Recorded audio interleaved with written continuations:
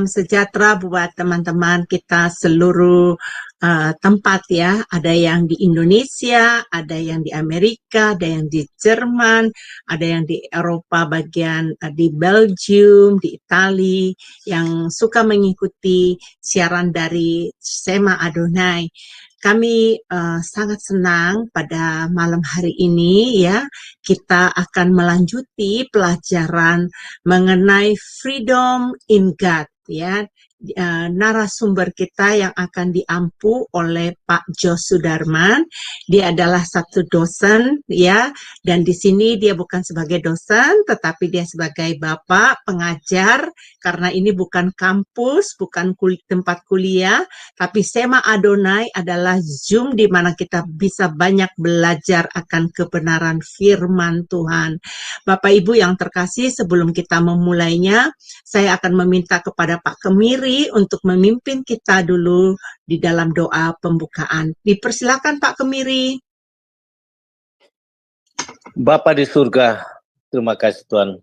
Anak-anakmu di Zoom Sema Adonai mau belajar bersama tentang firman-Mu, pengajaran tentang freedom of God. Tuhan Yesus sudah memerdekakan kami dari dosa, tetapi dalam perjalanan kami harus taat, harus ada rambu-rambu sehingga kami sampai pada tujuan. Berilah kami hikmat untuk itu. Urapilah hamba-Mu Pendeta Yos Sudarman. Biarlah setiap kata, kalimat boleh jadi rema buat kami dan sesudah kami yang mendengar Tuhan. Biarlah kesenangan kami Bapa firman-Mu, itulah makanan rohani kami yang sanggup melepaskan kami dari godaan dunia. Dan juga hamba-Mu Ibu Hendy juga Engkau rapi sebagai moderator supaya acara ini berjalan baik. Bapa, hadirlah dalam pertemuan ini. Romo yang kudus, bekerjalah, kuasailah dari awal hingga akhir. Semua yang terlibat, baik juga IT juga Engkau urapi juga. Segala kuasa-kuasa kegelapan yang coba mencuri firman-Mu atau mengganggu acara yang kami ikat di dalam nama Tuhan Yesus Kristus. Terima kasih Bapa. Inilah doa kami yang jauh sempurna, hanya akan banyak dalam nama anak-Mu Tuhan Yesus Kristus. Haleluya, amin. Amin, amin. Terima kasih untuk Pak Kemiri atas doanya.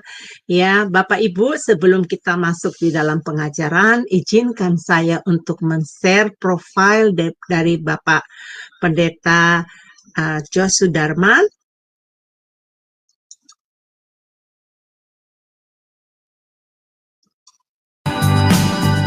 Salam semua, kami dari Sema Adonai dengan bangga memperkenalkan pembicara kita, yakni Bapak Pendeta Jos Sudarman.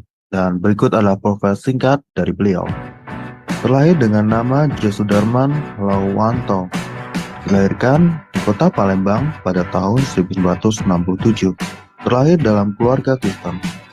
Tahun 1983, beliau sudah terlibat dalam pelayanan kaum pemuda dan organisasi gereja di GMI, Gereja Metodis Indonesia di Palembang. Beliau menyelesaikan studi sarjana ekonomi di Universitas Tridinanti Palembang, meraih gelar Magister Teologi di STT Bethel Indonesia, STTBI Jakarta, dan menyelesaikan studi program doktoral serta meraih gelar Doktor Teologi di STT Karesi Yogyakarta. Seiring itu menjadi pembicara pada interdenominasi gereja seperti di GPDI, GBI, GRJA, Full Gospel Fellowship, dan mengadakan seminar rohani di GSKI Yogyakarta. Sebagai tim pengembalaan di GSKI Kebun Jeruk Jakarta dan dosen tetap di STT Okumene Jakarta. Bekerja di beberapa perusahaan multinasional sejak tahun 1995 hingga tahun 2019 sebagai National Manager di bidang Sales Marketing. Beliau sudah berkeluarga sejak Desember tahun 1994 serta sudah dikaruniai satu orang anak tunggal yang sudah bekerja. Pengalaman dalam pelayanan. Mulai tahun 1999 hingga tahun 2002, sebagai wakil FE Family Altar di GPI Bandung dari tahun 2008 hingga sekarang atau now sebagai tim penggembalaan di GSKI Rehoboth Kebun Jeruk, Jakarta Barat. Terlibat dalam pendirian BPCO mulai dari awal hingga mundur pada bulan Mei 2023. Penulis buku Memahami 3 Pilar Pengajaran GSKI. Dan pada kesempatan kali ini, Bapak Pendeta Dr. Josudarman akan mengajari kita tentang freedom in God. Shalom Bapak Ibu, Saudara terkasih di dalam Tuhan. Kita akan belajar satu materi baru, yaitu freedom in God. Artinya kebebasan dalam Tuhan. Tentu bebas di dalam Tuhan ini tidak berdasarkan premis atau pengertian dasar kita sebagai manusia, ini tentu berdasarkan Tuhan, dari kacamatanya Tuhan. Nah, di sini kita akan belajar salah satu hal yang sangat penting dalam kehidupan kita sebagai manusia. Apa itu? Kita belajar satu pelajaran namanya kehendak bebas, free will. Bermacam-macam orang mendefinisikan tentang kebebasan. Hal ini tergantung dari premis dasar seseorang. Dan juga kita akan belajar tentang bagaimana sukses di dalam Tuhan. Apa itu sukses? Tentu kacamatanya, kacamata Tuhan. Lalu kita juga tidak bisa hidup tanpa Tuhan. Artinya kita sebagai manusia itu sangat tergantung dengan Tuhan. Kalau hal ini kita sadari, lalu bagaimana kita harus hidup cukup di dalam Tuhan.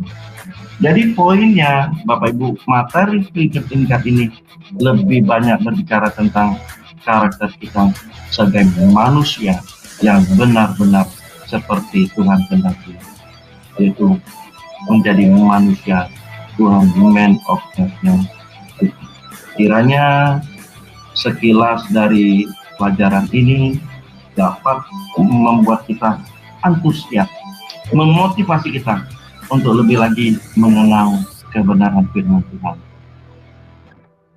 Ya Bapak Ibu, profilnya Bapak Pendeta narasumber kita hari ini sangat luar biasa pengalamannya. Ya, buat saya senang sekali deket-deket sama orang pinter. Supaya apa? Supaya saya ketularan pinternya ya. Nah, apa kabar Pak Jos? Puji Tuhan, Bu Eni. Amin. Pak Jos, ini hari ini tema kita itu pelajaran mengenai gambar diri. Saya lagi bingung, gambar diri itu apa? Foto-foto yang ditampilkan di mana-mana, ada foto, ada gambarnya gitu toh. Baik, Pak, waktu tidak lama-lama lagi, dipersilakan untuk Bapak untuk menyampaikan materi ini kepada kita. Silakan Pak. Ya, terima kasih Bu Eni. Shalom Bapak Ibu terkasih dalam Tuhan. Kalau di Indonesia sudah malam ya, jam 9 lewat 13 menit dan 14 menit gitu. Tapi kalau di Amerika masih pagi, masih sehat, masih segar. Oke Bapak Ibu, malam ini kita belajar satu tema.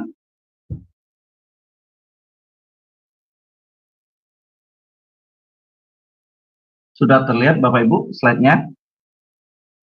Sudah Pak. Oke, terima kasih. Ya, mengenai gambar diri. Nah, Bapak Ibu Saudara kasih dalam Tuhan, kalau kita berbicara tentang gambar diri, biasanya pemikiran kita itu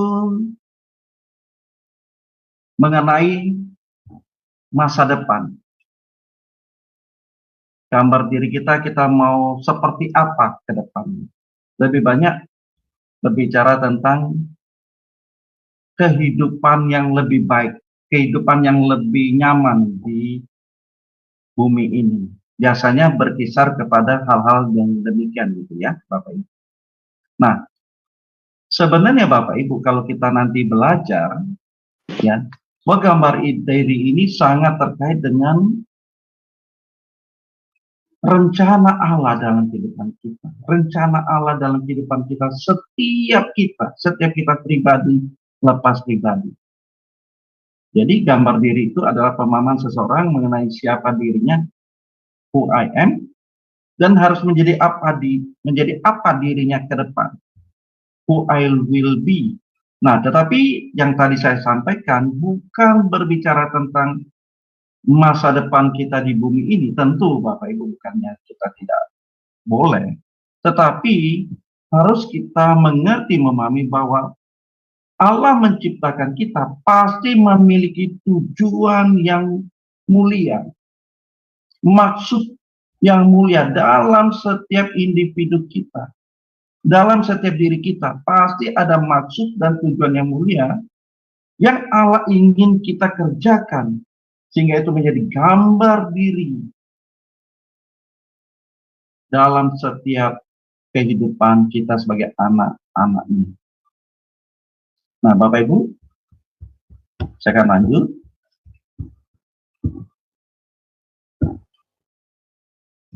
Nah, gambar diri ada dua aspek. Aspek yang pertama adalah aspek present saat ini, yaitu pandang seseorang terhadap dirinya sekarang ini seperti apa. Nah, hal ini kadang boleh saya sampaikan, kadang kita masih berkacamata terhadap rencana-rencana kita ke depan. Mau seperti apa kita ke depan. Nah, tapi ini biasanya berkaitan dengan kehidupan yang nyaman di bumi ini. Kehidupan yang mengenakkan secara kedagingan kita. Kehidupan yang memuaskan keinginan-keinginan pribadi kita. Biasanya seperti itu, pandangannya seperti itu. Lalu aspek yang kedua adalah aspek future, aspek ke depan. Yaitu pandangan seseorang mengenai dirinya ke depan mau seperti apa. Bapak Ibu, ini memang aspek sekarang ini, aspek present dan aspek future tidak dapat dipisahkan. Ini menjadi satu kesatuan yang harus kita kerjakan di dalam kita memenuhi rencana Allah. Di sini Bapak Ibu harus kita memahami dengan benar. Kalau tidak Bapak Ibu, gambar diri yang diinginkan Allah nanti berbeda dengan gambar diri yang kita lakukan. Padahal Allah memiliki rencana yang mulia dalam kehidupan kita. Nah, rencana itu harus kita wujudkan dalam kita melakukan gambar diri yang Allah inginkan untuk kita lakukan, dan lalu ada rencana setiap individu. Nah, nanti Bapak Ibu kita belajar ya Bapak Ibu. Walaupun agak bingung sedikit nggak apa-apa. Nggak apa-apa ya, nanti akan ke depannya lebih clear. Oke. Nah, Bapak Ibu, kalau kita mungkin memahami, biasanya kita melihat gambar diri kita ini dominan meniru, mengikuti apa yang diinginkan oleh orang tua. Lebih banyak begitu, betul nggak Bapak Ibu? Kita biasanya, yuk kamu mau jadi apa nanti ke depan?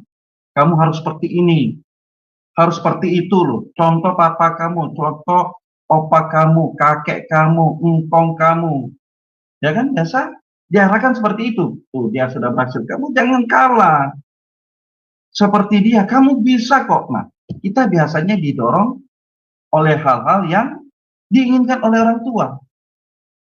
Sehingga gambar diri kita, potret diri kita ini sudah ada yang mengarahkan. Nah, dalam hal ini tentu orang tua atau mungkin kakek kita dan sebagainya. Nah, Bapak Ibu sekasih,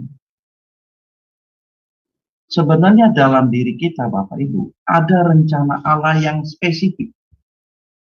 Ada rencana Allah yang spesial, yang ingin Allah ingin supaya kita lakukan itu. Nah, nanti Bapak Ibu ya. Nah, namanya itu ada gambar diri secara umum dan gambar diri secara khusus. Nah, ini Bapak Ibu. Kita harus memahami hal ini. Gambar diri secara umum adalah gambar diri yang mengacu atau menunjuk kepada manusia yang dikehendaki Allah. Ini gambar diri secara umum. Artinya Bapak Ibu, kita harus memenuhi apa yang Allah kehendaki untuk setiap kita. Ini setiap kita. umum, Bapak Ibu ya. Nah, Allah inginkan supaya kita gambar diri kita mengikuti seperti Tuhan Yesus. Gambar diri secara umum. Jadi kita gambar diri kita secara umum adalah kita mengikuti apa yang Tuhan Yesus lakukan. Jadi hal ini Tuhan Yesus menjadi role model kita, menjadi contoh, menjadi teladan kita. Jadi tidak boleh ada yang lain dalam hidup kita. Gambar diri kita secara umum kita harus meneladani Tuhan Yesus. Gambar diri secara umum. Ini yang saya bilang tadi, Tuhan mengendaki kita, semua kita meneladani Tuhan Yesus. Gaya hidupnya, cara hidupnya. Apapun yang menjadi perintah dan kehendak Tuhan kita ikuti, itu gambar diri kita secara umum. Coba kita baca di Filipi 2. Nanti Bu Heni ya bisa baca ya, Filipi 2 ayat yang keempat sampai yang ke-7. Silakan Bu. Sebentar ya Pak ya, saya akan cari dulu ayatnya di Filipi 2 ayat 4. Ya. Ya, sampai 7. Demikianlah firman Tuhan. Dan janganlah tiap-tiap orang hanya memperhatikan kepentingannya sendiri, tetapi kepentingan orang lain juga. Hendaklah kamu dalam hidupmu bersama menaruh pikiran dan perasaan yang terdapat juga dalam Kristus Yesus, yang walaupun dalam rupa Allah tidak menganggap kesetaraan dengan Allah itu sebagai milik yang harus dipertahankan, melainkan telah mengosongkan dirinya sendiri dan mengambil rupa sebagai hamba dan menjadi sama dengan manusia. Amin. Terima kasih Bu Eni. Ayat yang kelima saya akan bacakan ulang kembali. Hendaklah kita hendaklah kamu dalam hidupmu, hendaklah kita dalam hidup kita bersama menaruh pikiran dan perasaan yang terdapat juga dalam Kristus Yesus. Jadi Bapak Ibu, gambaran diri kita secara umum, kita harus memiliki pikiran dan perasaannya Tuhan Yesus. Harus memiliki pikiran perasaan Tuhan Yesus. Kalau tidak Bapak Ibu, kita tidak bisa meneladani gaya hidupnya Tuhan Yesus, cara hidupnya Tuhan Yesus, tidak bisa. Jadi pikiran kita seharusnya pikiran dengan pikiran Tuhan Yesus, harus kita miliki seperasaan dengan Tuhan Yesus. Kalau tidak Bapak Ibu, kita akan melenceng, menyimpang. Makanya pelajaran pertama kita tadi, minggu lalu adalah kehendak bebas. Kalau kehendak bebas ini tidak selaras dengan kehendaknya Tuhan, maka tidak mungkin kita dapat memenuhi gambar diri secara umum itu, yaitu kita mau mencontoh kehidupan Tuhan Yesus, meneladani kehidupan Tuhan Yesus. Nggak mungkin Bapak Ibu kehendak bebas kita yang tidak selaras, nggak mungkin Bapak Ibu kita dapat memiliki pikiran perasaan itu, tidak mungkin. Jadi intinya pelajaran minggu lalu bagaimana kehendak bebas kita itu harus selaras dengan kehendak Tuhan Yesus. Sehingga dengan demikian kita dapat memiliki pikiran dan perasaannya. Bapak Ibu saudara kasih, saya contohkan begini. Kita ingin belajar di Sema Adonai, tentu kita mempertimbangkan itu melalui pikiran kita, betul? Saya mau belajar di Sema Adonai jam 9 waktu Indonesia. Nah, dengan pikiran itu kita sudah mulai men-setting. Pikiran kita, oh saya harus prepare nih. Apakah internetnya sudah sudah bisa digunakan, apa internetnya bagus, tidak mengganggu nanti saat dalam pengajaran, dalam pelajaran. Lalu kita juga sudah mempersiapkan, oh saya harus makan atau apapun, melakukan segala sesuatu. Itu berdasarkan pertimbangan dalam pikiran. Sehingga kita memilih jam 9 waktu Indonesia mau mengikuti pelajaran di Shema Adonai. Itu kita setting kan Bapak Ibu di pikiran kita, betul? Nggak mungkin di hal yang lain. Kita setting karena kita sudah memiliki pikiran, aku ikut di Shema Adonai. Nah begitu juga Bapak Ibu. Kalau kita tidak sepikiran dengan Tuhan, pasti pikiran kita pikiran dunia. Pikiran kita tidak selaras dengan pikiran Tuhan, pasti pikirannya pikiran dunia. Nah jadi Bapak Ibu, kalau kita sampai salah,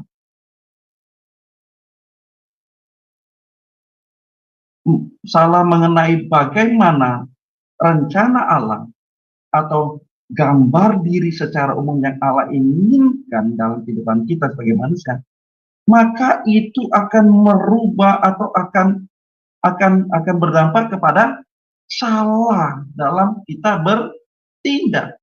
Karena dari pikiran itu akan terwujud dalam perilaku kita, dalam tindakan kita. Kalau pemahaman kita sudah salah, pasti arah hidup kita sudah salah.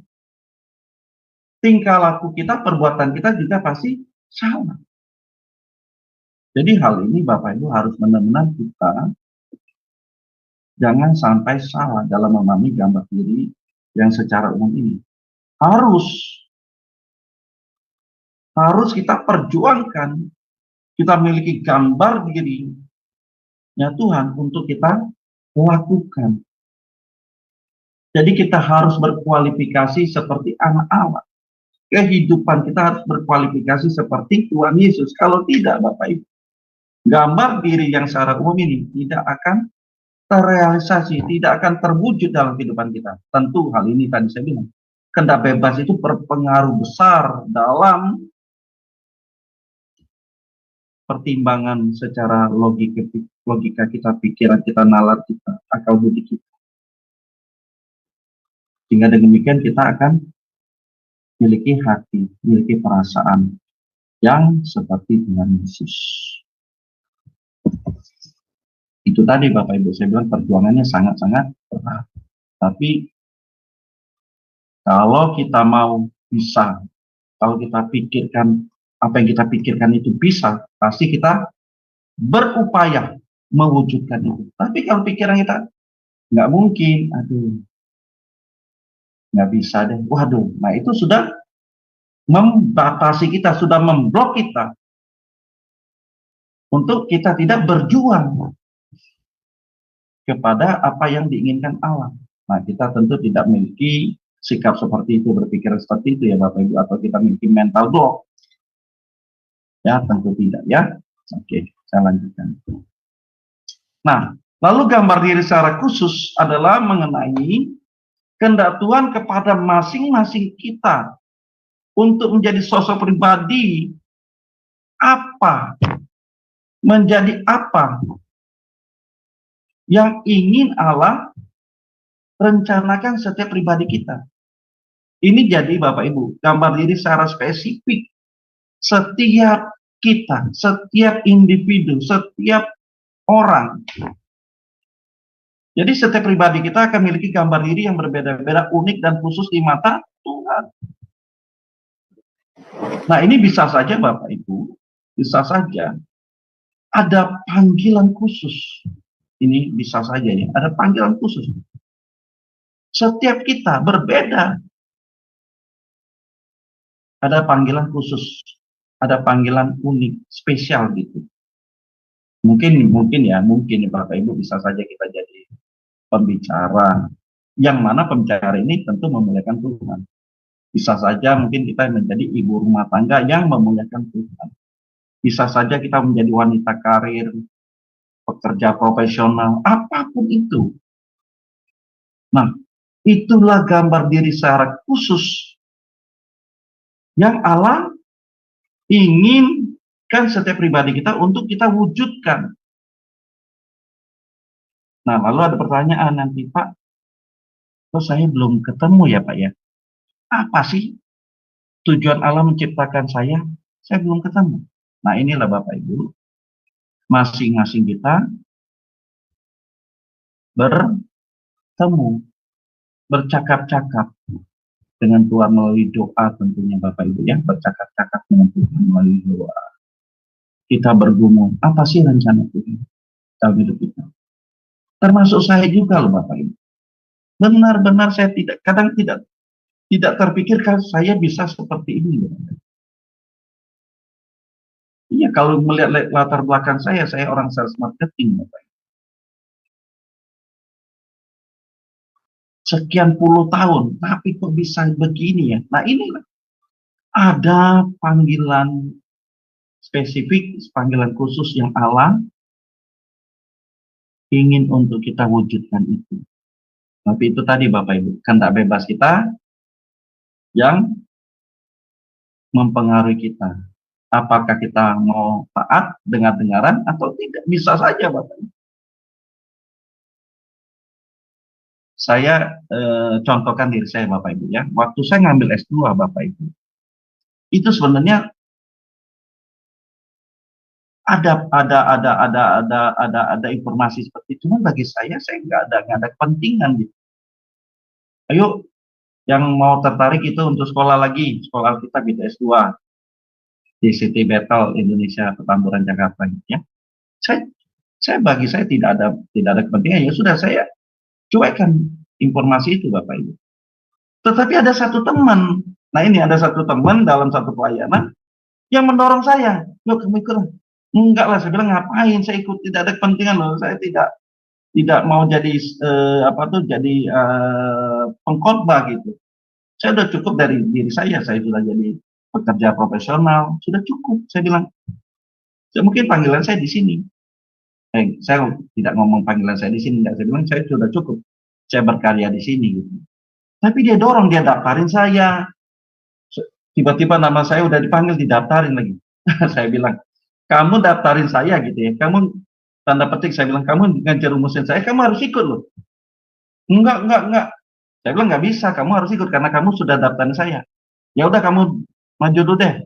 Ya udah Bapak Ibu, demikianlah. Jadi karena saya udah ditulis, didaftarin, ditulis nama saya, daftarin, ya udah. Karena saya pengen lihat deh seperti apa sih. Nah, akhirnya Bapak Ibu, saya lakukan itu. Saya lakoni gitu. Perkuliahan itu walaupun dengan menyita waktu yang sangat melelahkan. Karena habis kerja, kuliah dari jam 6 sampai jam 10, tiap hari itu Bapak Ibu.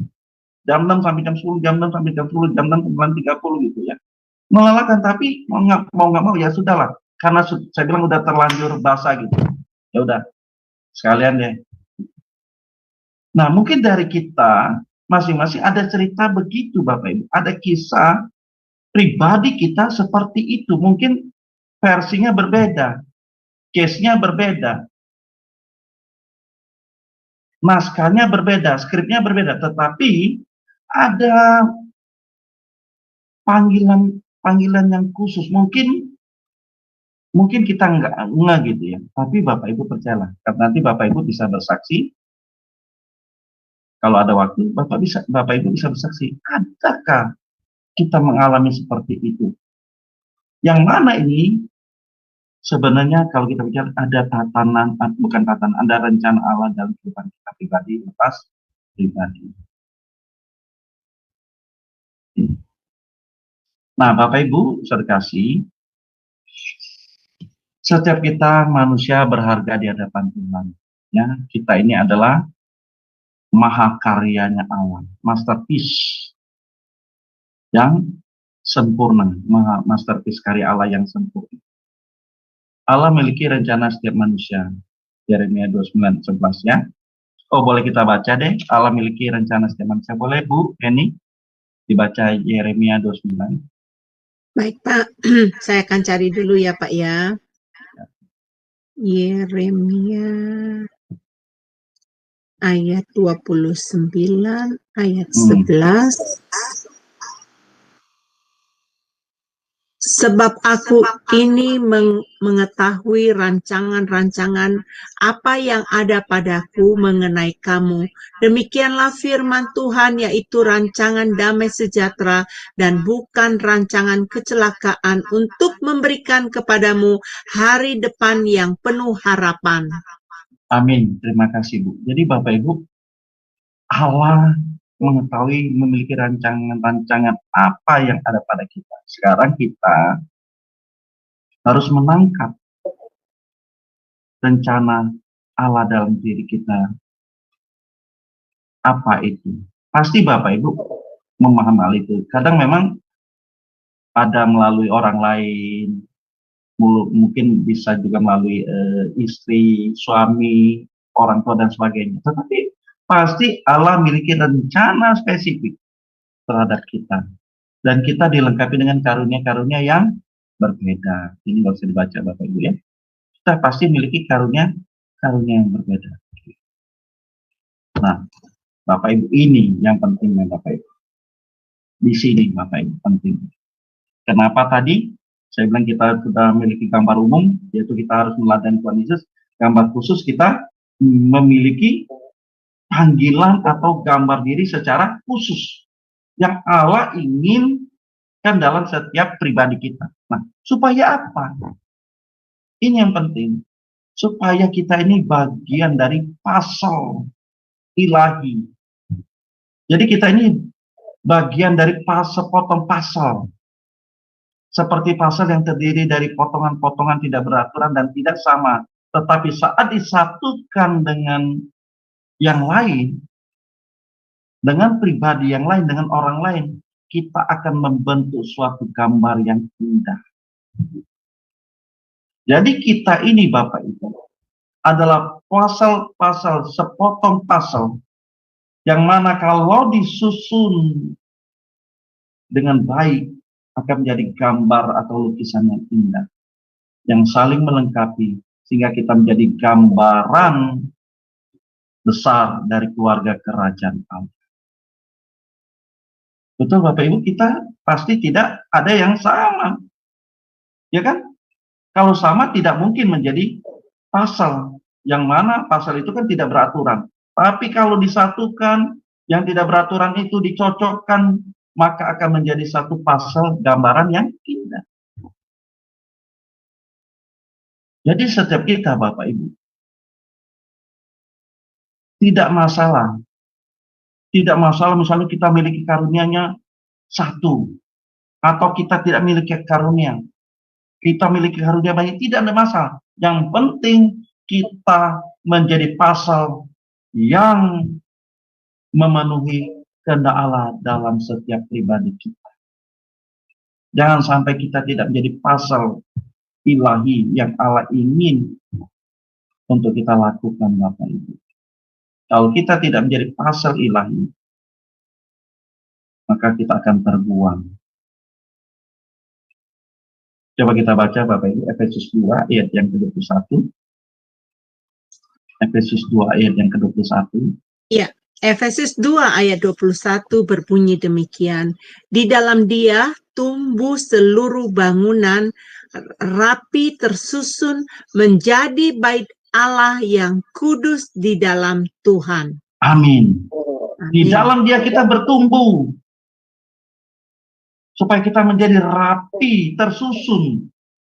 Menjadi bait Allah yang kudus di dalam Tuhan. Menjadi keluarga kerajaan Allah.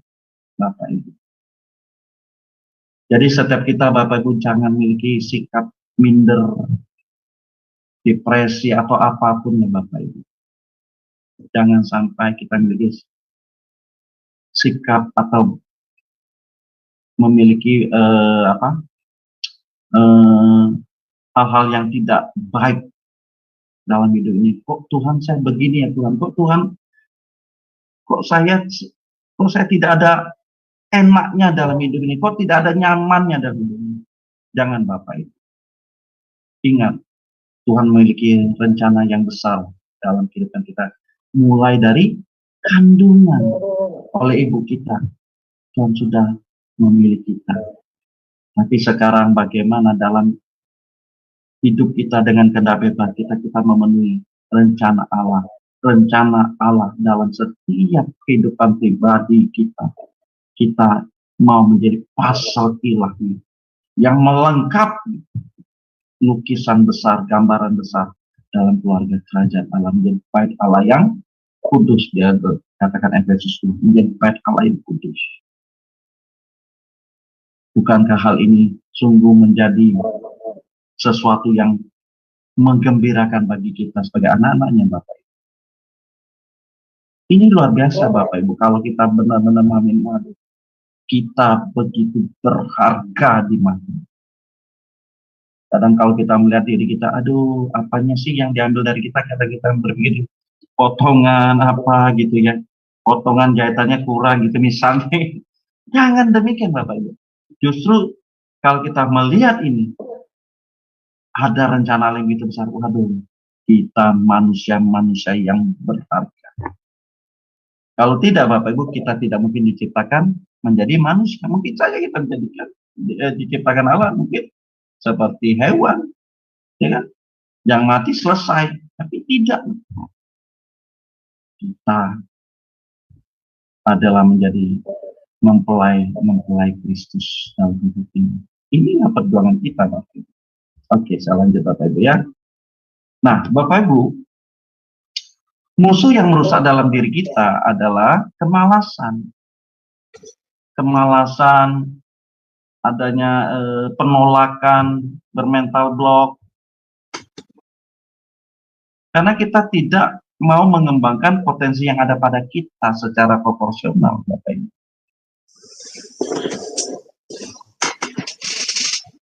Sehingga dampaknya adalah rancangan Allah atas hidupnya tidak terwujud. Nah, kalau sampai demikian Bapak Ibu, kita tidak menjadi bagian pasar ilahi dan tidak memenuhi gambar diri yang Allah inginkan dalam hidup kita, maka kita akan menjadi binasa.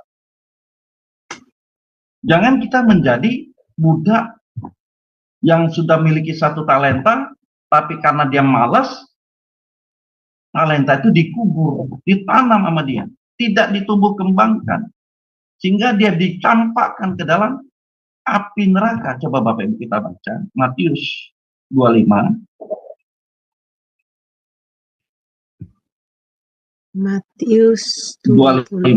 Coba ini agak panjang ya Bapak Ibu. Nggak tahu Ibu ini. Matius 25 ayat 17. Bu, nanti baca dari ayat yang ke-14 deh. Matius 25 ayat 14. Ini cukup panjang nih. Sampai ke ayat 17 ya. Enggak Bu, panjang nih. Tapi nggak apa-apa. Ibu nanti mau berapa orang? Sampai ayat 30 sebenarnya. Panjang sampai 30 nggak apa-apa Pak. Nggak ayat apa-apa. 14 Ya, sampai 30 ya. Ya silakan Bu. Iya. Baik, begini firman Tuhan yang bertema perempuan tentang talenta. Perumpamaan tentang talenta. Maaf nih Pak, mata saya udah rada. Nggak apa-apa. Oke. Perumpamaan tentang talenta. Sebab hal kerajaan sorga sama seperti seorang yang mau berpergian ke luar negeri, yang memanggil hamba-hambanya dan mempercayakan hartanya kepada mereka. Yang seorang diberikan 5 talenta, yang seorang lagi 2, dan yang seorang lagi 1. Masing-masing menurut kesanggupannya, lalu ia berangkat. Segera pergilah hamba yang menerima 5 talenta itu, ia menjalankan uang itu, lalu beroleh laba 5 talenta. Hamba yang menerima 2 talenta itu pun berbuat demikian juga, dan berlaba 2 talenta. Tetapi hamba yang menerima 1 talenta itu pergi dan menggali lubang di dalam tanah, lalu menyembunyikan uang tuannya. Lama sesudah ia pulanglah tuan hamba-hamba itu, lalu mengadakan perhitungan dengan mereka. Hamba yang menerima 5 talenta itu datang dan ia membawa laba 5 talenta, katanya, Tuan, 5 talenta Tuan percayakan kepadaku. Lihat, aku telah beroleh laba 5 talenta. Maka kata tuannya kepadanya, baik sekali perbuatanmu, hai itu perbuatanmu itu.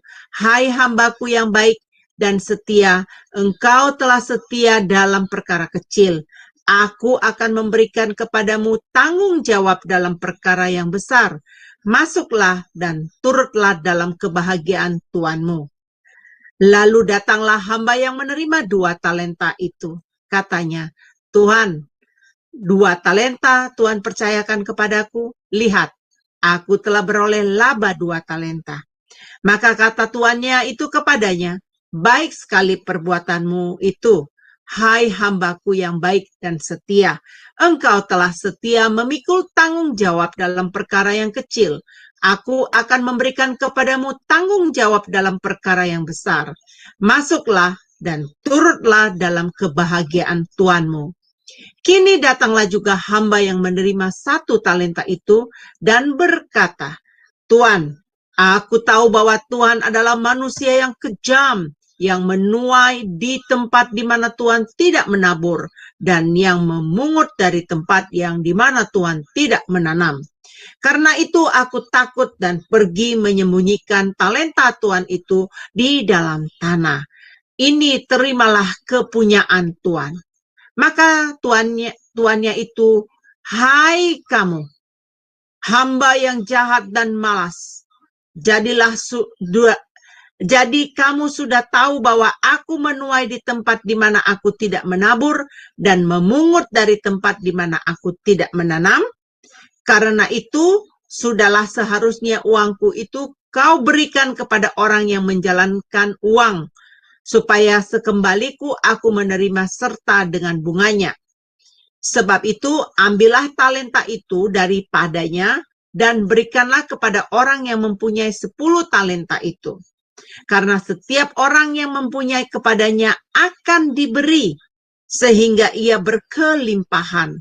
Tetapi siapa yang tidak mempunyai, apapun juga yang ada padanya akan diambil daripadanya. Dan campakkanlah hamba yang tidak berguna itu ke dalam kegelapan yang paling gelap. Di sana akan terdapat ratap dan gertak gigi. Demikianlah Amin. firman Tuhan. Terima kasih Bu Eni, Bapak Ibu. Sama-sama. Ya, jadi Bapak Ibu, setiap kita pasti ada karunia atau talenta yang Tuhan taruh dalam hidup kita. Apapun itu Bapak Ibu, ya, apapun itu. Tidak dipermasalahkan berapa banyak, tapi yang penting adalah bagaimana karunia atau potensi talenta yang ada pada kita itu kita tumbuh kembangkan. Sehingga kita memenuhi apa yang menjadi rencana Allah dalam kehidupan kita. Kita menjadi pasal-pasal ilahi yang melengkapi gambaran atau lukisan ilahi dalam keluarga kerajaan Allah. Kita masuk menjadi anggota keluarga kerajaan Allah. Tentu Bapak Ibu, hal ini sangat bergantung kepada kehendak bebas kita. Sangat-sangat bergantung pada kehendak bebas kita. Kalau kita salah dalam mengarahkan kehendak bebas kita, maka kita akan seperti apa? Yang tadi dicontohkan dalam perumpamaan tentang talenta tadi. Hamba pertama 5 talenta, dia tumbuh kembangkan menjadi 10, 5 tambah 5. Yang kedua 2, dia tumbuh kembangkan menjadi 4. Yang satu ini bukan dia tumbuh kembangkan, tapi dia tanam. Dia tidak tumbuh kembangkan. Kenapa? Karena dia memiliki hati yang tidak baik. Ada kemalasan dalam diri hamba yang ketiga. Nah, hendaknya Bapak Ibu, walaupun ini perumpamaan, tapi ini bisa menjadi gambaran bagi diri kita. Jangan kita mencontoh hamba yang ketiga itu. Sudah punya talenta paling sedikit, 1 talenta, tapi malas lagi. Jangan kita seperti itu ya Bapak Ibu.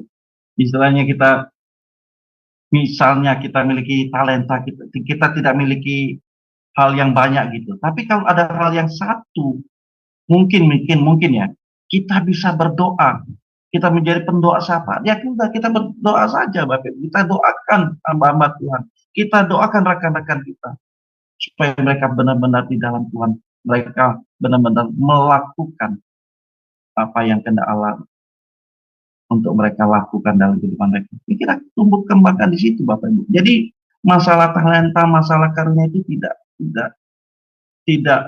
menjadi utama. Yang penting bagaimana kita memaksimalkan potensi yang ada pada kita, sehingga kita menjadi orang-orang yang berdampak di dalam Tuhan, dalam pelayanan pekerjaan Tuhan.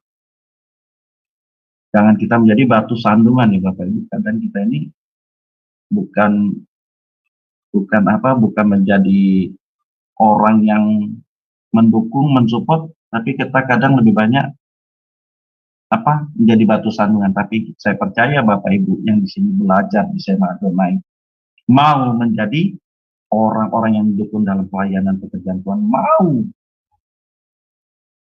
menjadi bagian dalam pekerjaan Tuhan, turut menjadi bagian dalam pekerjaan Tuhan. Ini yang luar biasa, ya. Oke. Nah, Bapak Ibu, kita memiliki keunikan dalam setiap pribadi kita, ya. Jadi yang pertama, bagaimana dalam bersikap terhadap keunikan pribadi kita adalah kita tidak boleh membandingkan diri kita dengan orang lain, ya. Sudah pasti ya Bapak Ibu, ya. Karena kita pasti memiliki keunikan sendiri, keistimewaan sendiri. Jadi tidak perlu dibanding-bandingkan. Ada lagu yang dulu populer, ojo dibanding ke ojo dibanding ke ya. Ada lagu dulu ya. Lagu siapa itu? Saya jadi lupa namanya, anak kecil itu. Ojo dibanding kayak gitu ya. Jangan bandingkan. Lalu yang kedua adalah kita tidak usah berusaha menjadi diri seperti orang lain. Kita seperti diri kita. Ingat, Allah memiliki rencana spesifik bagi kita. Jadi kita tidak usah menjadi seperti orang lain. Nggak usah contoh-contoh orang lain yang hanya kita boleh contoh, yaitu Tuhan Yesus saja. Ya, yang ketiga adalah bagaimana kita menemukan posisi kita dalam pasal ilahi untuk mengabdi kita kepada Tuhan. Ya, kita harus menemukan posisi kita dalam pasal ilahi ini, di mana posisi kita. Jangan sampai kita tidak mendapatkan posisi dalam pasal ilahi, dalam pengabdian kita kepada Tuhan. Nah, ini Bapak Ibu. Bapak Ibu yang sudah menjadi bagian dalam SMA Adonai ini kan luar biasa. Bapak Ibu sudah menemukan posisinya. Nah, kalau kita mungkin yang kita hanya pendengar gitu, nggak masalah. Kita juga mungkin ada posisi tempat lain, Bapak Ibu. Nah, kita temukan itu. Kalau sampai sekarang kita belum menemukan, kita berdoa kepada Bapa kita yang surga. Dia menciptakan diri kita. Kita bertanya, apa yang Engkau rencanakan dalam hidupku Tuhan, supaya aku penuhi panggilan-Mu, aku penuhi rencana-Mu dalam hidupku, sehingga aku menjadi manusia yang berdampak, berpengaruh dalam pekerjaan Tuhan. Aku masuk dalam pasal ilahi, dalam pengabdianku kepadamu ya Bapa, selama aku masih ada di bumi ini. Inilah gambar diri, spesifik gambar diri secara khusus yang harus kita temukan Bapak Ibu, masing-masing kita.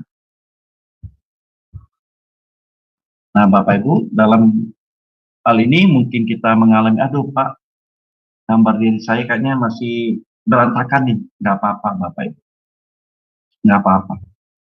Gambar diri saya masih berantakan, saya kayaknya masih bingung ini. Nggak apa-apa.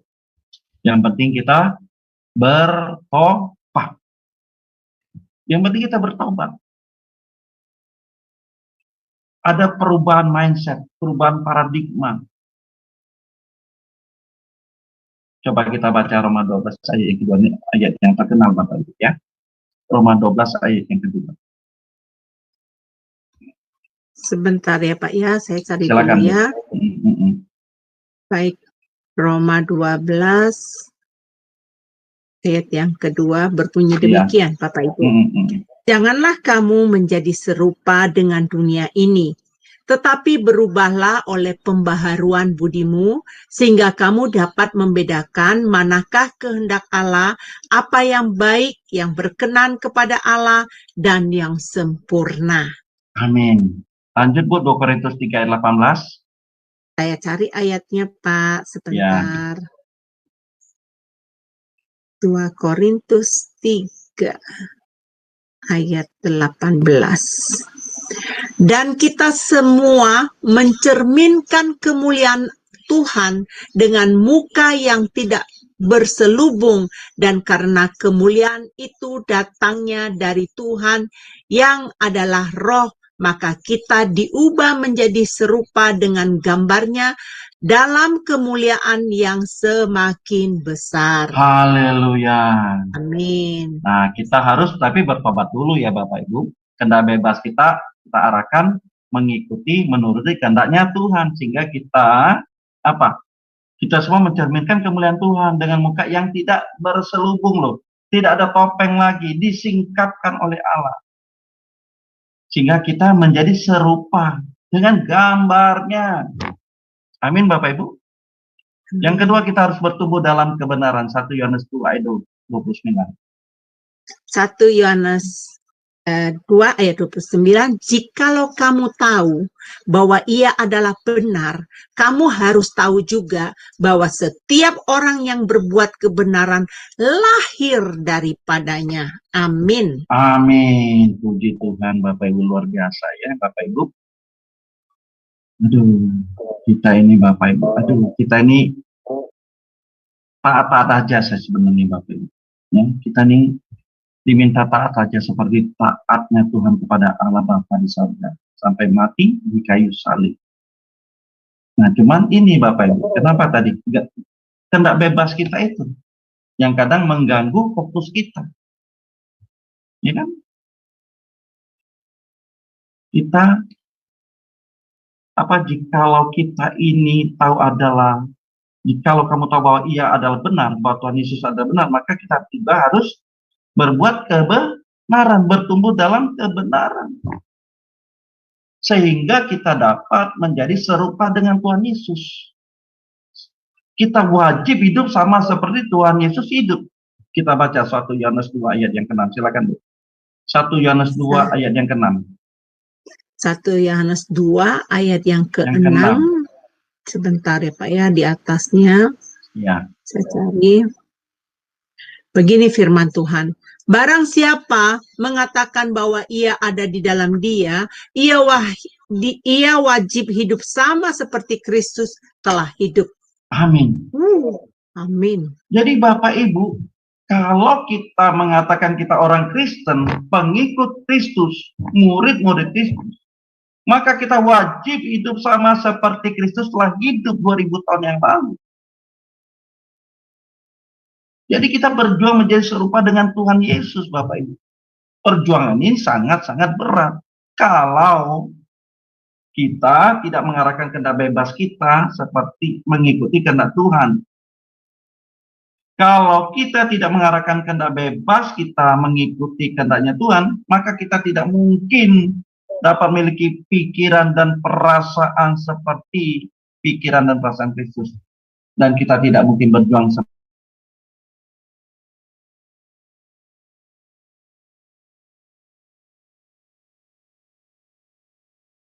Tuhan Yesus. Kita tidak mungkin bertumbuh dalam perubahan paradigma kita, mindset kita. Ini berkaitan erat sekali Bapak Ibu.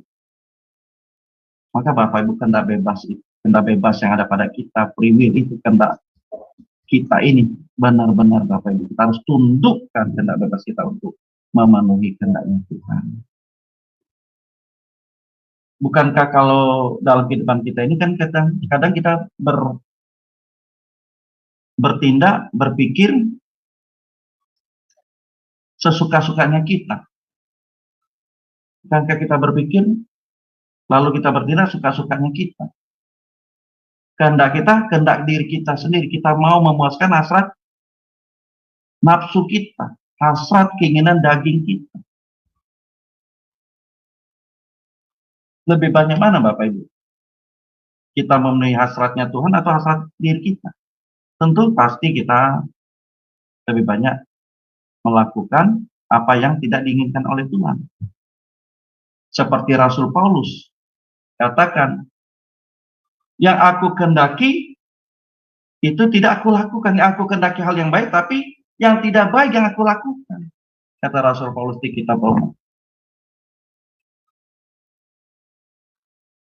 Itulah diri kita, Bapak Ibu. Tapi tidak masalah, Bapak Ibu. Tidak masalah selama kita mau berjuang. Kita mau berjuang. Selama kita mau berjuang untuk mewujudkan apa yang jadi rencana Allah dalam kehidupan kita dengan kehendak bebas yang ada pada kita. Aku mau Tuhan melakukan semua yang Engkau ingin aku lakukan. Aku kerjakan itu. Supaya aku menjadi pasal ilahi. Aku menjadi bagian dalam pasal ilahi, gambar Allah yang besar.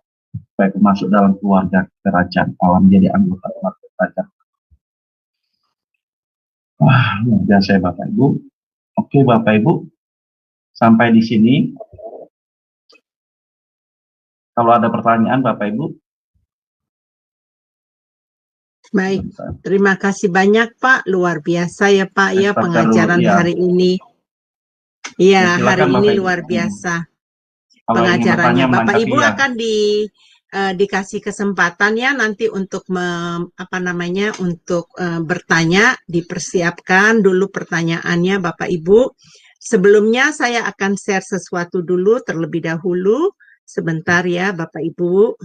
Kita akan buka ruang tanya jawab. Bapak Ibu boleh ya dipersilakan untuk bertanya kepada Bapak narasumber kita. Nah Pak, ini tadi pelajarannya sangat bagus ya Pak ya. Ternyata kita sebagai anak Tuhan, kita nggak boleh missing, nggak dari partial yang Bapak kasih tahu tadi itu nggak boleh sampai hilang satu ya Pak ya. Kalau hilang satu, jadi bentuknya nggak utuh gitu ya. Nah, ini banyak sekali saya melihat anak-anak Tuhan itu kepingin loh Pak, gambar Allah itu dalam hidupnya mereka itu utuh ya.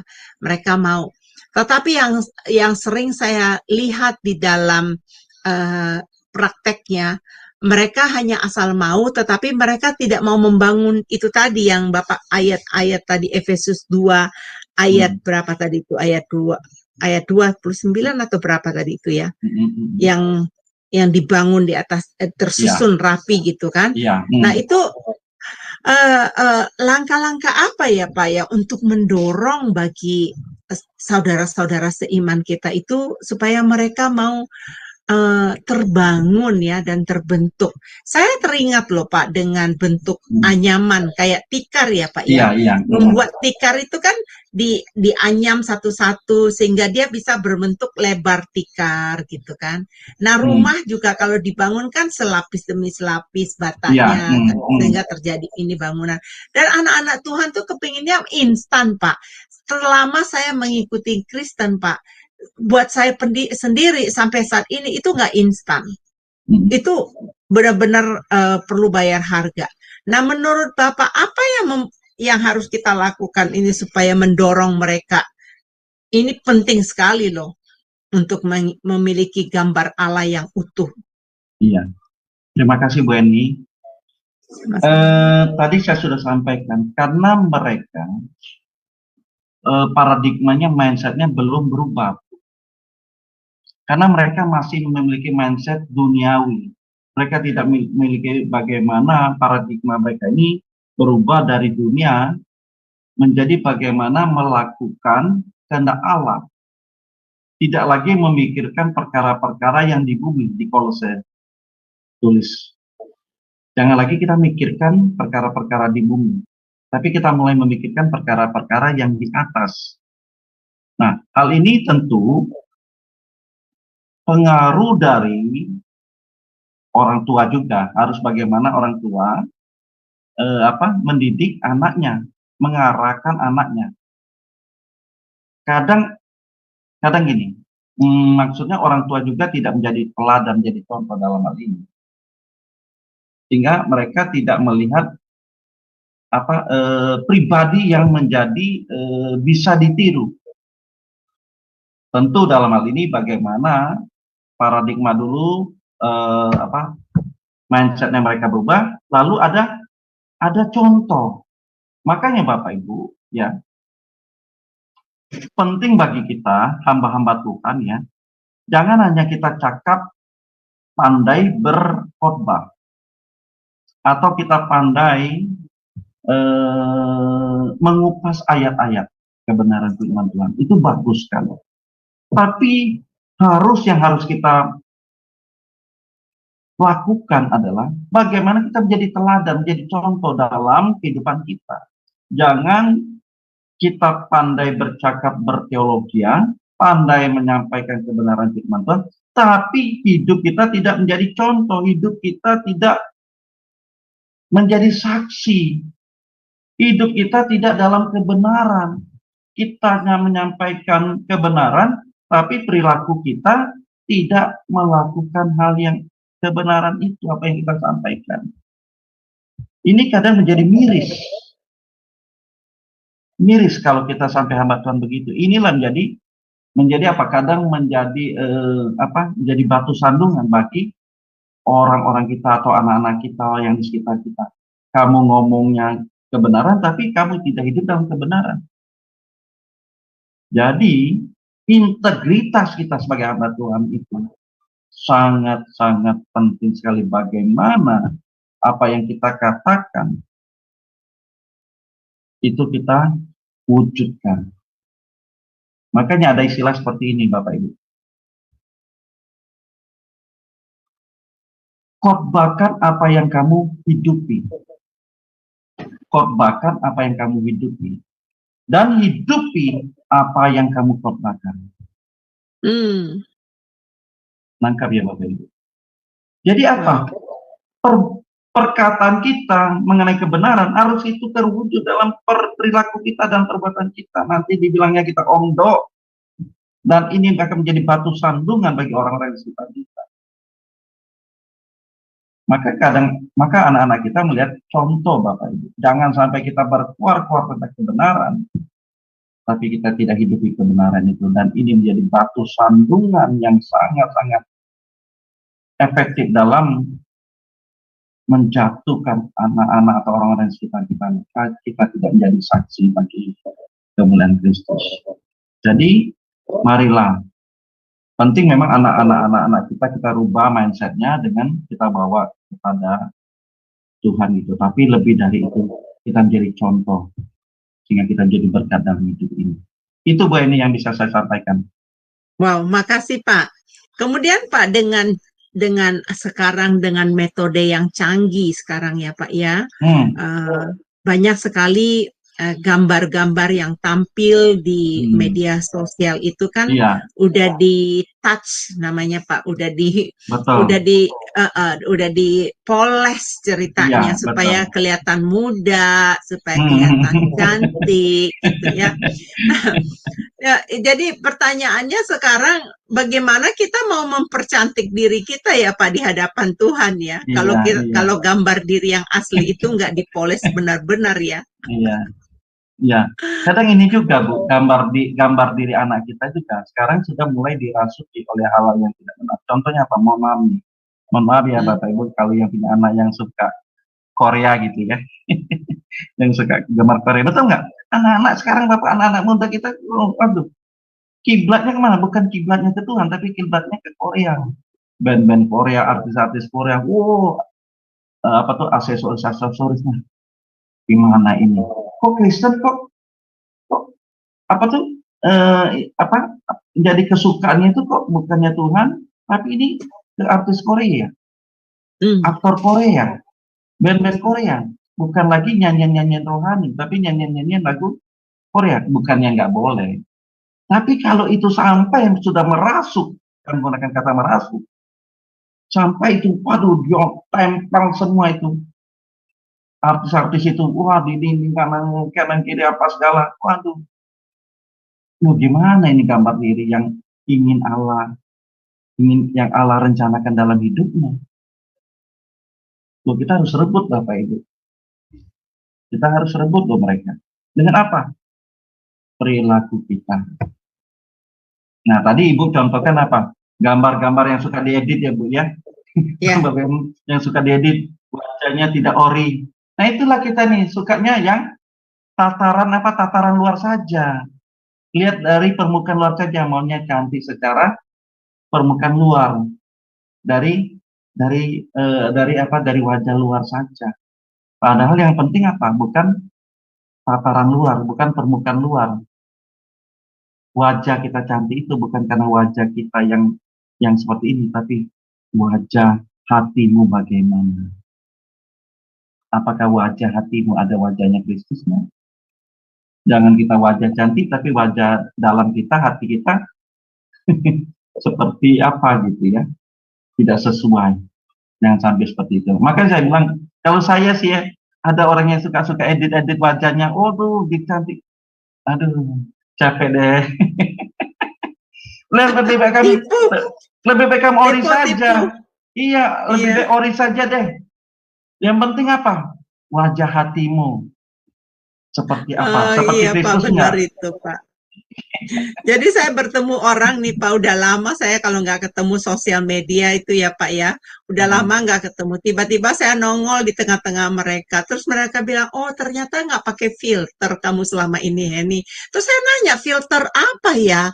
Oh ya, saya pikir kamu foto filter kelihatan muda. Ternyata lihat aslinya memang muda, katanya gitu. Terus saya sampai ketawa. Saya bilang, waduh, kamu ini aja ya kamu bisa ngomongin kayak gitu. Saya juga nggak ngerti apa itu filter, Pak. Oh, gitu. Jadi waktu ketemu mereka bilang, ternyata kamu nggak pakai filter. Terus saya nanya, filter apa ya? Saya bilang gitu. Oh, ternyata mereka ada foto-foto yang ditipu-tipu supaya kelihatan muda, supaya hilangin keriput, supaya segala macam gitu ya.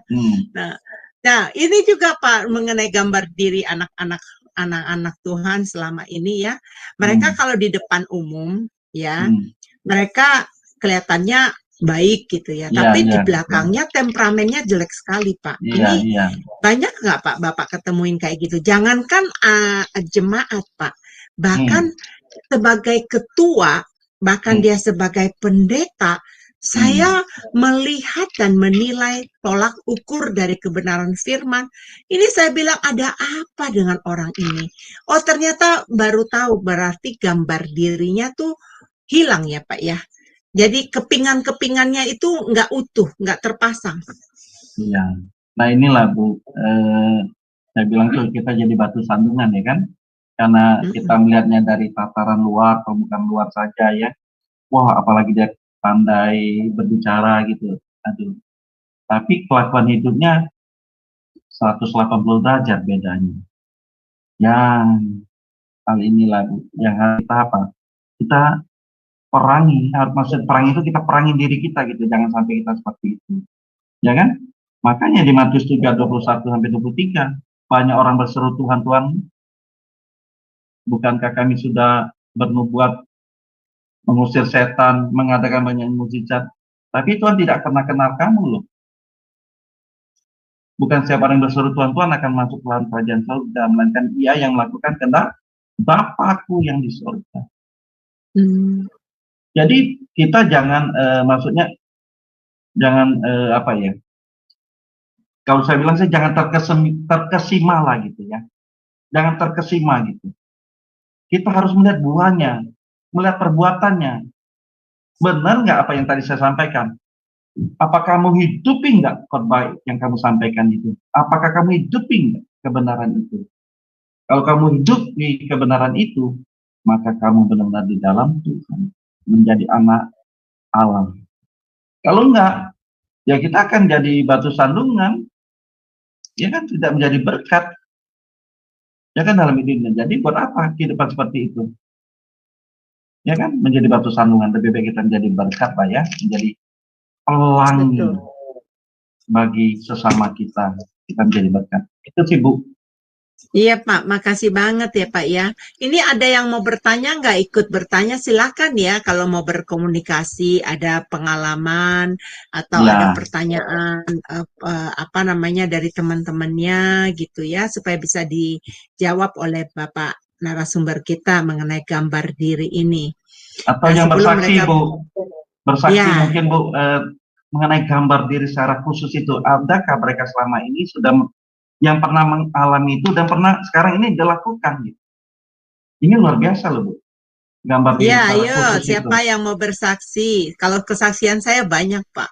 Iya, saya percaya itu pasti. Jadi di sini ada teman saya yang bernama Jenny. Jenny ini tahu siapa saya karena dulu saya tinggal bertetanggaan dengan dia di New York ya. Belum lama ini saya pindah daerah ke daerah Flushing ya. Flushing itu besar sekali teman-teman. Jadi daerahnya apa namanya luas ya. Jadi saya agak jauh dari downtown-nya sedikit. Jadi saya di tempat perumahan, tempat tinggalnya di tempat perumahan. Jadi saya mesti jalan kaki ke downtown itu sekitar 35 menit atau 40 menit kalau jalan kaki gitu. Kalau naik bus ya sekitar 15 menit udah sampai ya. Jadi teman-teman saya mau memberitahukan mengenai gambar diri. Saya dulu bukan orang percaya. Saya dulu orang yang penganut orang yang kepercayaan yang lain gitu ya. Nah, saya mempunyai gambar diri yang rusak dulu karena apa? Saya orangnya temperamen. Ngebosi ya ada sifat itu terus kemudian saya gampang kecewa gitu ya, berasumsi itu juga ada gitu di dalam ini kalau apa pemikiran-pemikiran dunia gitu. Tetapi puji nama Tuhan ya, dengan kebenaran firman Tuhan itu kita diperlengkapi, kita dibantu supaya kita menemukan gambar diri yang sesuai yang Tuhan mau di dalam kehidupan. Tentu gambar diri yang Tuhan mau itu adalah semoralnya dengan Tuhan. Karena Allah kita itu moralnya bagus teman-teman ya. Jadi tidak seperti yang dunia punya gitu. Nah dulu saya merasa bahwa saya tidak akan bisa berubah. Saya ada kerinduan bahwa ingin berubah. Terkadang saya ingin sekali waktu melihat, oh dia lembut ya, kok baik sekali. Aduh saya mau dong kayak gitu. Tapi entar satu hari saya jatuh lagi teman-teman. Ada marah, ada kesel gitu ya, tercampur lagi. Nah sampai akhirnya saya ambil komitmen karena ada salah satu pendeta di tempat cell group itu namanya pendeta Yongki ya. Dia dari gereja Bethel di New York. Di satu itu dia mengajarkan tentang bagaimana kita melatih diri supaya kita bisa. Jadi dia mengajarkan untuk memberikan gelang karet di tangan. Jadi kalau saya marah dicepret. Marahnya 2 kali, 3 kali cepret. Emosi sama orang cepret, curiga sama orang dicepret. Aduh, lama-lama merah tangan saya dan bos saya sendiri katakan, "Apa yang kamu lakukan?" Padahal itu tujuan saya, karena saya saking maunya berubah. Jadi supaya mendapatkan hikmat yang dari Tuhan itu tadi, sepikiran dengan Tuhan, ya sependapat dengan Tuhan, seperilaku dengan ya apa yang Tuhan mau itu, terpaksa saya harus memaksakan dirinya. Tapi puji nama Tuhan memang betul tidak gampang. Sampai saat ini saya mengalami proses itu. Jadi akhirnya saya merasa bangga sekarang karena ada firman Tuhan yang berkata bukan rambut yang berkepang-kepang ya, bukan penampilan yang di luar yang kita harus dilihat sama mereka, tetapi yang Tuhan mau itu adalah hati tadi, suasana hati kita. Apakah hati kita itu benar? Itu tadi Pak ayat yang Roma 12 ayat 2 itu saya hidupi itu Pak. Hendaknya engkau diperbaharui oleh budi kita ya, pengertian kita, hati murni itu benar-benar sekali. Karena saya merasa celaka ya Pak ya, kalau kita nggak memiliki gambar diri yang utuh tadi yang dipulihkan gitu. Jadi kalau saya bisa bicara sekarang bukan hanya karena saya cuap-cuap gitu. Jadi harus ada orang yang tahu siapa saya dulu gitu, baru bisa terbukti. Nah, ada juga teman-teman yang lain yang lama nggak ketemu saya, mereka ketemu saya di bazar atau di apa gitu. Mereka katakan, "Ini kamu kok bisa berubah sekali ya sekarang?" Katanya gitu. Oh ya? Puji nama Tuhan. Iya Hen, kamu auranya beda sekarang. Kamu anak Tuhan sekarang. Kamu betul-betul menghidupkan ya. Itu Pak, yang menghidupkan firman itu. Jadi kelihatan sama mereka. Tapi ya itu ya Pak, ya saya senang. Karena terang itu harus bercahaya. harus menerangi Hmm. dunia, harus menerangi sekitarnya, supaya kita tidak jadi batu sandungan. Tetapi Ya, kalau saya hidupnya nggak benar, berarti saya jadi batu sandungan. Nah, percuma ya, kamu jadi orang Kristen, kok kelakuan kamu kayak begitu, gitu loh, ya, Pak. ya, Ya, betul. itu aja dari saya, Pak. Wah, luar biasa memang. Memang itulah perjuangan kita, Bu. Jadi antara perkataan dan perbuatan kita itu selaras, seirama, satu. Itulah integritas kita sebagai orang percaya. Hmm. Jadi kalau tidak memiliki integritas sebagai orang percaya, orang Kristen, maka kita pasti dibuang. Ya kan? Pasti kita dibuang. Tapi kita berupaya, berjuang supaya integritas kita adalah integritas anak Allah yang benar-benar menghidupi kebenaran itu. Sehingga kita menjadi berkat bagi banyak orang. Oke.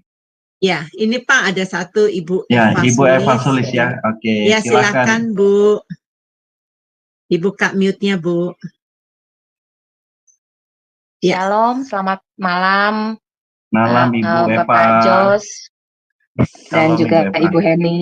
Ya. Ya, selamat Ini malam. ada yang saya mau tanyakan ya, kalau untuk hamba Tuhan, biasanya mereka itu kan ya mungkin lah kata-katanya oke, bagus gitu ya, tapi karena kebetulan ya saya juga kebetulan hamba Tuhan, tapi Ya. suami saya kebetulan berbisnis lah gitu ya, punya usaha gitu.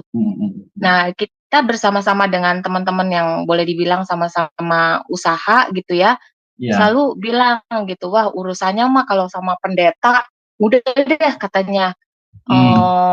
Boleh dibilang apa ya, pendeta mah pinter ngomong, tapi kalau urusan duit, nah itu gitu. Nah, kalau tadi kan berbicara tentang dilakukan apa yang diiniin, itu kan lebih ke mungkin sikap ya. Tapi kalau masalah uang, itu apakah murni dari gambar diri yang rusak, ataukah memang merupakan dia berbohong karena kebutuhan gitu? Dia merasa kurang kehidupannya, lalu dia berbohong gitu. Oke, saya jawab ya Bu Eva. Kalau masalah uang sehingga dia melakukan kebohongan, ya itu bukan masalah gambar diri, Bu. Itu karakternya. Ke karakternya, Bu. Oh iya.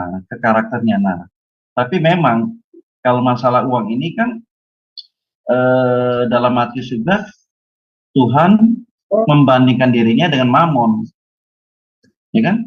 Kamu tidak boleh mengabdi kepada dua Tuhan, mengabdi kepada Tuhan atau kepada Mamon, tidak bisa dua-duanya, harus pilih salah satu. Makanya, jadi masalah perkara Mamon ini memang kadang menjadi satu hal yang benar-benar harus kita kendalikan. Kenapa? Kalau kita tidak bisa kendalikan mamon ini atau harta atau uang, maka dia akan menjadi tuan yang jahat. Harusnya mamon itu menjadi hamba, menjadi budaknya kita. Jangan dia menjadi tuan. Kalau dia menjadi tuan, maka kita akan diperbudak. Dan dia akan menjadi tuan yang jahat. Jadi uang itu atau mamon itu adalah sarana, harusnya menjadi alat bagi kita dalam kita melayani pekerjaan Tuhan, membantu pekerjaan Tuhan. Kalau dia menjadi tuan, ya sudah, kita diperbudak, dan sehingga kita akhirnya menjadi cinta uang. Padahal kita tahu cinta akan uang adalah akan segala kejahatan. Iya, itu. Bukan tidak boleh kaya, boleh kaya, Bu. Iya. Tadi boleh nggak kaya? Boleh kaya, harus kaya kita untuk membantu pekerjaan Tuhan. Ya, gitu. Iya, jadi di kalangan usahawan tuh rata-rata gini jadinya. Kan karena sebagian yang kita kenal itu kan kalau pengusaha banyakan kan belum Kristen ya. Iya. Dalam pengertian mereka lebih, ada pun yang Kristen tapi nggak, kalau dibilang fanatik ya jadi enggak gitu, nggak fanatik gitu. Jadi di kalangan mereka tuh selalu bilang gini, ngapain kita maksudnya kan kadang-kadang kita juga suka sharing kan gitu ya, maksudnya tentang kebenaran, tentang Kristus. Ngapain tuh sekelas si hamba Tuhan si A tuh modelnya kayak begitu katanya gitu. Urusan duit mah kagak beres. apaan bisa bicara tuh dia begini-begini bla bla bla. Tapi nah akhirnya dengan predikat dia yang sebagai hamba Tuhan dengan keuangan yang nggak beres ini kan otomatis jadi menghambat untuk orang lain berbicara ke orang itu gitu. Iya. Nah maksud saya jadinya itu ternyata masuk di karakter ya gitu ya. Iya betul, ke karakternya. Makanya uang ini sensitif sekali, Bu. Uang ini sangat sensitif sekali. Makanya kalau bisa ya kalau bisa-bisanya kita lah ya, bagaimana kita mengaturnya, jangan sampai kita menjadi batu sandungan, apalagi kita hamba Tuhan ya. Waduh, kalau jatuh. Maka ada 3 kata, Bu. 3 kata yang kita ketahui itu kan harta, wanita, dan tata kan. Maka satu harta itu, kekayaan, uang segala itu bisa menjatuhkan siapapun, bukan hamba Tuhan, siapapun juga bisa jatuh. Nah, tapi kalau kita sudah hamba Tuhan ya bagaimanalah kita mengendalikan itu supaya itu tidak menjadi batu sandungan ya bagi jemaat, bagi orang lain di sekitar kita. Ya kita harus memiliki sikap yang wise lah, bijaksana, arif gitu ya. Bagaimana kita dapat mengendalikan itu supaya tidak menjadi batu sandungan. Gitu ya kan? Itu Bu Eva. Ada lagi Bu Eva? Boleh, silakan Bu Eva tanya sebelum kita mengakhiri. Ya, baik. Teman-temanku yang terima kasih ya buat semuanya yang telah mengikuti acara kita. Sebentar kita karena waktu sudah malam, kita akan minta kepada Pak Jos untuk statement terakhirnya, kesimpulan dari pelajaran kita, apa yang telah kita pelajari hari ini ya. Dan kemudian kita minta Pak Jos akan berdoa dan sekalian doa berkat. Terima kasih Pak Jos, dipersilakan. Ya, terima kasih Bu Eni. Bapak Ibu, kita harus menemukan gambar diri secara khusus yang Tuhan ingin untuk kita penuhi. Temukan posisi kita berada di mana kalau kita masuk dalam pasal ilahi. Jangan sampai kita tidak masuk dalam pasal ilahi yang merupakan gambaran keluarga kerajaan Allah. Kita mau menjadi anak-anak Allah yang masuk dalam keluarga kerajaan Allah. Untuk itu kita harus berjuang.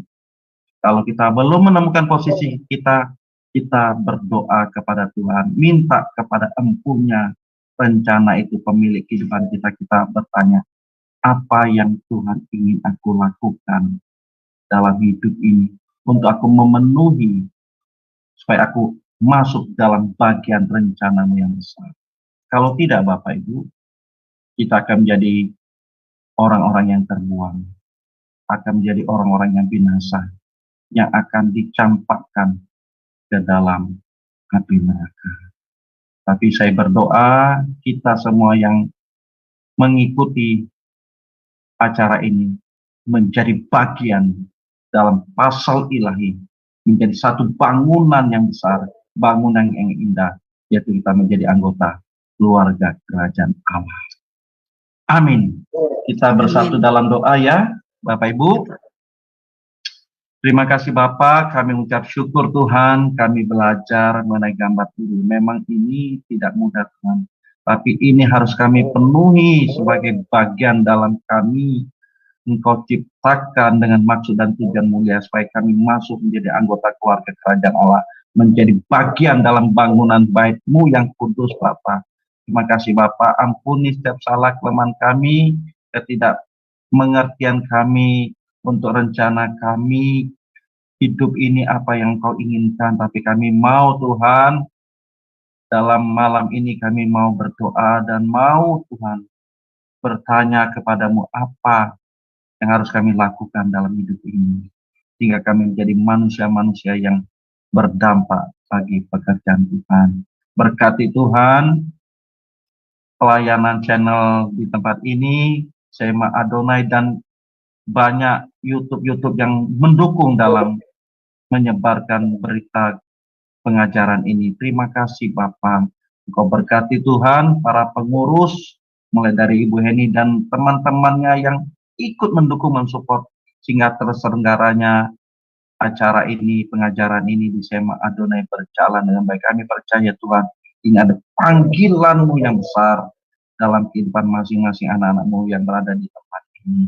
Pakai terus Tuhan mereka memiliki kesatuan hati, kerendahan hati sama-sama, tidak melihat keakuannya, tapi mereka melihat Tuhan yang harus mereka melayani untuk mereka bagaimana memenuhi panggilan-Mu. Terima kasih Bapak, apa menjadi pergumulan kami Tuhan, kami serahkan kepadamu. Engkau hadir tengah-tengah kehidupan kami Tuhan, Engkau melawat kami, Engkau membebat kami, Engkau membalut kami Tuhan, sehingga kami menjadi manusia-manusia yang berdampak bagi pekerjaan Tuhan, manusia-manusia yang diinginkan Allah untuk mewujudkan gambar diri kami masing-masing, sehingga kami layak menjadi anak-anak-Mu. Terima kasih Bapak. Kami akan melanjutkan aktivitas kami yang berada di luar negeri Tuhan. Mereka mungkin akan bekerja dan melakukan aktivitas kegiatan apapun. Dan kami juga yang berada di Indonesia, kami akan beristirahat. Berikan kami Tuhan istirahat yang nyaman, sehingga kami bangun pada pagi hari dengan tubuh jasmani yang segar untuk mengabdikan diri kami kepadamu. Terima kasih Bapak, berkati anak-anak-Mu Tuhan yang mendukung, menopang dalam pelayan ini, berkati mereka Tuhan.